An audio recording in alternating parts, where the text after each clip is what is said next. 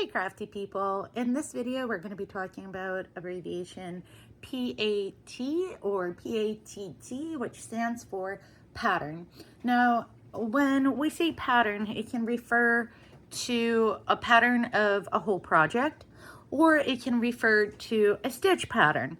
For instance, this is a granny square stitch pattern. I can make a full project out of this type of stitch, and that whole project would have a pattern, and the stitch has a pattern.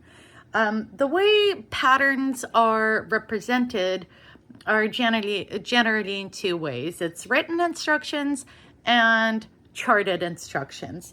So let's have a look at the written instructions here. We've got a granny square. They've got a picture, which seems to be showing the wrong side of the project, but that's okay. And then you've got your rounds with the various abbreviations, numbers, and you follow the written instructions and you complete the pattern.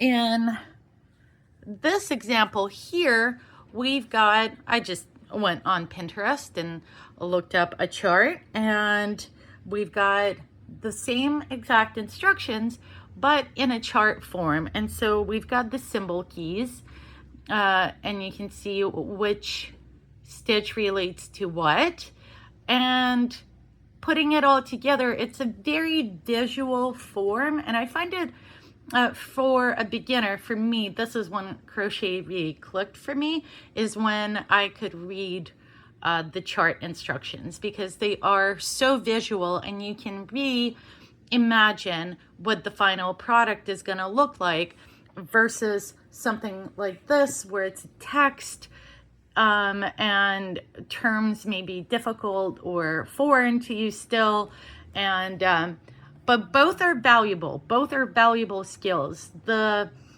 charts are great for complex stitches, things like that, and written instructions are very important to know as well for project making, and ideally you'll have both. But that is the abbreviation PAT or PATT, which stands for pattern.